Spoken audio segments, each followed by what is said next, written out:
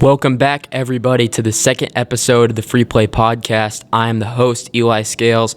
Today, we'll be talking a little bit about the Los Angeles Dodgers and the Toronto Blue Jays in the upcoming World Series matchup. We'll be talking a little bit about the Week 8 college football slate and some crazy upsets that happened with that. And we'll also be talking about NFL Week 7 with some fun and crazy games that happened during that slate. So, as I mentioned, kicking it off first with a little bit of talk about the World Series. I wanted to just come in here and share my opinions on what I thought the best keys to success would be for each of these teams in winning the World Series. So,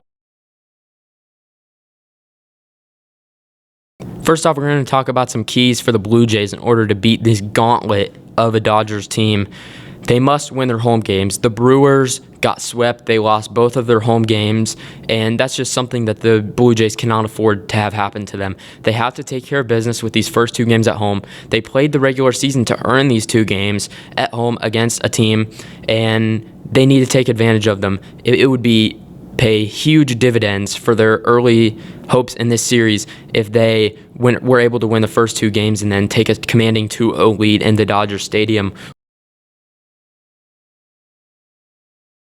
with the Dodgers on the ropes. Secondly, they must pitch carefully to Ohtani. Ohtani absolutely destroyed the Brewers in that Game 4 matchup, just with simply one of the greatest performances we've ever seen from a player in MLB history. Between the 6 innings, the 1 hit, the 10 strikeouts, and the 3 homers, just truly generational performance by an elite player. He did take kind of slow to get into the postseason, especially in that Phillies series, but he started to turn it on late, and it's going to be a scary sight for the Blue Jays if they can't get him out in this series. They also need to jump on starting pitching early. This is a Dodgers rotation that once they get in their groove, they are so talented that they can just mow through a lineup like nobody's business. We saw that happen against the Brewers. The Brewers lineup could not stand up to the Dodgers starting pitching, which really limited them of what their offense could produce in the series. So it is paramount that the Blue Jays will take advantage of the starting pitching of the Dodgers and hopefully jump on them early. Otherwise, they could be in for a long series with this rested-up Dodgers bullpen. Lastly, if you play the Dodgers straight up baseball, you're probably not going to win. The Blue Jays will need to be creative and being aggressive, especially on the base paths and in playing small ball. This is a Blue Jays lineup that does have elite hitters, which is not to say you should take the bat away from them in situations. Bichette, Guerrero, and Springer should not have the bat taken away from them, but other players in the lineup need to do their part and get on base, move a runner over, put runners in scoring position, and then let the key cogs in their lineup drive these players home, because simply you will not beat the Dodgers playing their game of baseball. The Dodgers are good enough that they can beat you playing straight up, but the Blue Jays are probably not going to be able to do that. They need to take advantage of every single opportunity they have, which means playing a little bit of small ball and getting runners in scoring position to tack on early runs against the Dodgers, because it takes many runs to beat the Dodgers, especially if the starting pitching on the Blue Jays end will not hold up, and players like Freeman, Betts, Ohtani, Hernandez, and others will continue to thrive in this series like they have all postseason. Some keys for the Dodgers to win the World Series: they must prevent Vlad Jr. or George Springer from taking over. We saw this especially in the final game of the Mariners-Blue Jays series in Game 7. George Springer comes up to bat. The Blue Jays are down 2, the season on the ropes, and George Springer crushes a 3-run homer into the outfield seats, and he flips the game on its head, and the Blue Jays go on to win it. They must prevent Vlad Jr. or George Springer from taking over this series. If they struggle this series, the Blue Jays really have no shot at winning. Lastly, the Dodgers are going to have to get slanked again out of their starting pitching. This will include guys like Shohei Ohtani, Yoshinobu Yamamoto, Blake Snell, and others. They need to be on their game again this series as they were against the Brewers. They need to get all the length they can get out of them, because the Dodgers bullpen is the weakest area of their team, and with a rested up bullpen, the Dodgers are pretty much unbeatable. So if they can get length out of their starting pitching, they will pretty much be, again, the heavy favorite in this series, and they should take care of this Blue Jays team pretty handedly. Next up, talking about some college football Week 8. This was a pretty crazy week. It had a lot of ranked versus ranked matchups, but however, the biggest game of the slate wasn't even a ranked versus ranked matchup. It was Louisville going into Hard Rock Stadium in Miami and upsetting the number 2 Miami Hurricane on the road. Carson Beck was just downright awful in this performance, and the Louisville quarterback Miller Moss, the transfer from USC, was pretty good for them. 23 for 37, 248 yards and 2 touchdowns. Beck, on the other hand, for Miami, 25 of 35, 271 yards, 0 touchdowns, but 4 interceptions. Just an awful performance for Carson Beck, and that's something that the Miami Hurricanes are going to have to overcome now with their college football playoff rankings, as they are no longer in position to have a spot in the ACC championship, which is pretty insane for a Miami team that is as talented as this one. But now, again, they are tied. They're actually below in the standings as Louisville and other teams like Georgia Tech in the standings, so they're going to have to do their best to overcome that. On the rushing side of things, Isaac Brown was downright tremendous for Louisville.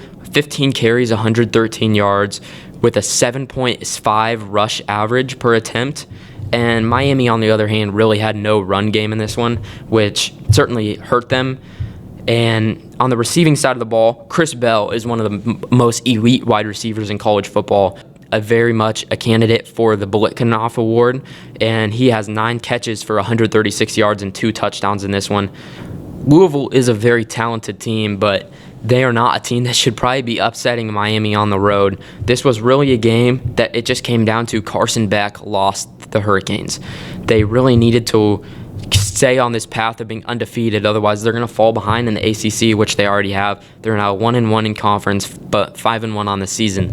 So they find themselves behind the 8 ball a little bit when it comes to the ACC standing. So it'll be interesting to see how they can rebound from this game and how they can improve on in the future and hopefully get Carson Beck rolling, because as we had mentioned just last week, he was tied for the highest odds for the Heisman with Ty Simpson of Alabama, who had another good game this week. So this pretty much ruined Carson Beck's shot at winning the Heisman, but if you're Miami at this point, you have bigger aspirations. Next up on the schedule was Ole Miss and Georgia. Ole Miss walked into Sanford Stadium facing the Georgia Bulldogs, who were 5-1, and this was a great game. Ole Miss puts up 35 points, Georgia with 43, and these were 2 phenomenal quarterbacks that were just dueling it out the entire game. Trinidad Chambliss, the Ferris State transfer, 19 of 36 for 263 yards and a touchdown. Gunnar Stockton from Georgia, 26 for 31, 289 yards, 4 touchdowns, 0 interceptions. And Trinidad Chambliss also with 2 rushing touchdowns on the ground. Kawan Lacey for Ole Miss with 2 rushing touchdowns. And Gunnar Stockton really proved himself in this one. He had really yet to prove himself as one of the most premier QBs in the SEC, but after this one, you can pencil him in that upper echelon group with players like Chambliss, Nussmeier, and Ty Simpson, who we mentioned earlier from Alabama. This game had some pretty wild twists.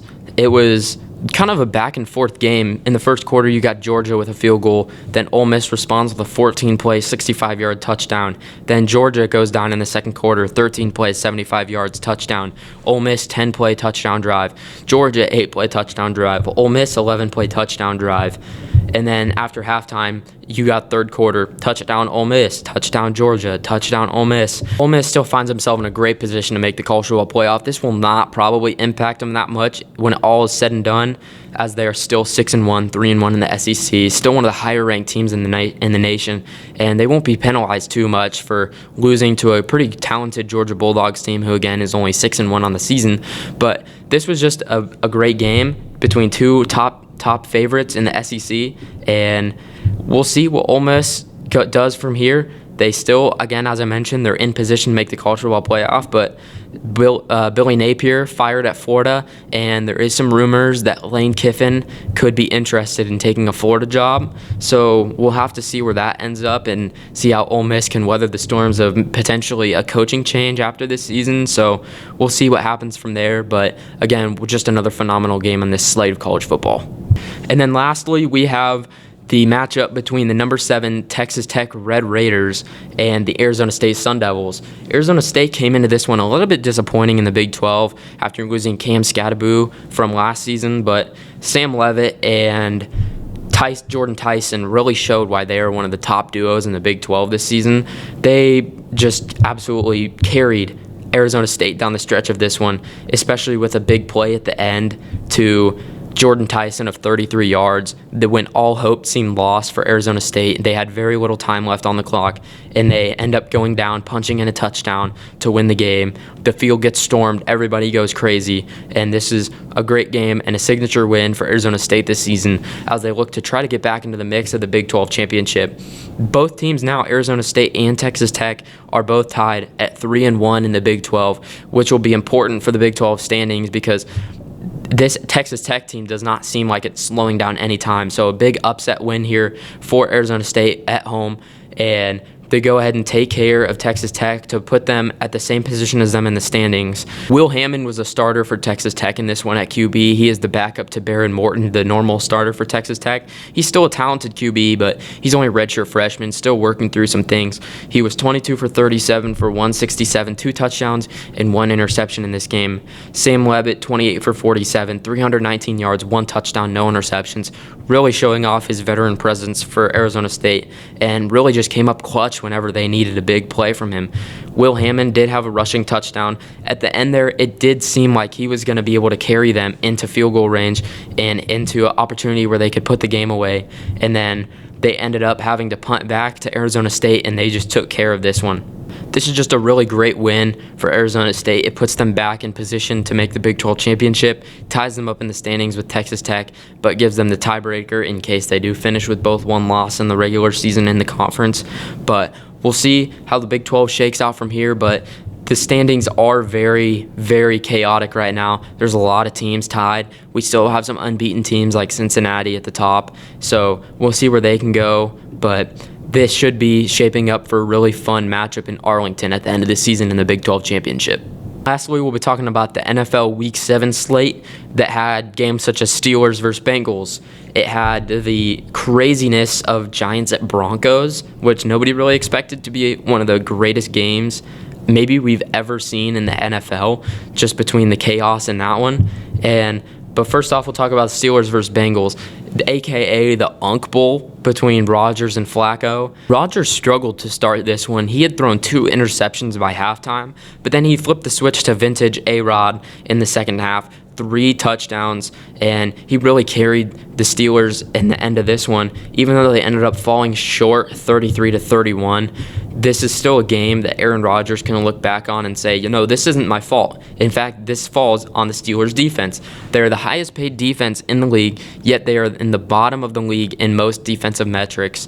So even despite having players like Jalen Ramsey, TJ Watt, and others, Cam Hayward, they still are one of the worst defenses in the NFL, which is pretty interesting considering Mike Tomlin is one of the best defensive coaches in the NFL and seems to always have a good defense. So they're going to have to figure out some things on defense. As a Packers fan myself, I'm hoping they don't figure it out this weekend and the Steelers will continue to give up lots of yards and lots of points. And Joe Flacco absolutely dismantled this Steelers defense. He puts up 342 passing yards, 3 touchdowns on them. And again, on the ground, Chase Brown, a guy who he's a very good running back, but the Bengals offensive line has done him no favors all season. But he finally breaks out in this one, 11 carries for 108 yards. So again, a very bad rush D here for the Steelers. And on the receiving side, of course, it's not much better. We could tell by the 342 passing yards by Joe Flacco. Jamar Chase has over 20 targets, 16 catches, 161 yards, and a touchdown. So this Steelers defense is flat out broken. So we'll see what they can do to fix it. Mike Tomlin, as I mentioned, is one of the best defensive coaches in the NFL. So we'll see what he can do to fix this defense. But right now, it doesn't seem like they have a lot of hope. Lastly, we have one of the craziest games in the NFL ever. That is a bold claim, but I am taking it right now that the Giants at Broncos will go down as one of the craziest final fourth quarters in NFL history. We had the Broncos shut out until the fourth quarter, but then they put up 33 points to win the game. Jackson Dart and Cam Scatterboo, what more can we say about them? They continue to shine for this Giants team, but in my opinion, Brian Daboll is not the correct head coach for this team. He has made critical errors, especially late in that one, that really led to multiple losses this season already for the Giants, and I just don't overall get the feel that they're clicking necessarily with Dart and Daboll. I think they should go in another direction and try to find a new up-and-coming head coach, somebody that has little to no experience but has positive ideas that can come in and help Jackson Dart even grow further as a QB. And my pick for that is Joe Brady. For those of you who do not know, he is the Bills' offensive coordinator, so he's working with Josh Allen, one of the best running QBs in the NFL, and was just overall an MVP candidate season in, season out. And he was the former 2019 LSU pass game coordinator on the offense that had Justin Jefferson, Jamar Chase, and Joe Burrow, an offense that put up insane passing numbers at the college level. And I believe that he would be a great option for the Giants as a new head coach because I think he could help Jackson Dart grow and capitalize on his abilities even more. We see Josh Allen and the amount that he can rush, and I see Jackson Dart, and I can see the same thing. I could see Jackson Dart having some good rushing upside where he could be upwards of a 500 to 600 per yard per season rusher, and while having 3,000, 3,500 plus passing yard seasons. And especially with the combination of him and Scadaboo, you could do some really fun things with read option. And we've seen how James Cook can be incorporated into the Bills offense. And I think Joe Brady would do a phenomenal job of getting all the weapons the Giants have on offense all together and incorporating them into one offense, unlike Daboll has done, and just really maximize the growth that Dart can have in this league and finally have the answer that the Giants have been looking for at QB. Thank you all so much for listening to this episode of the Free Play Podcast. Come back next week and see what we have in store. We are hoping to have potentially a special guest on next week, so look out for that, and I'll catch you guys in the next episode.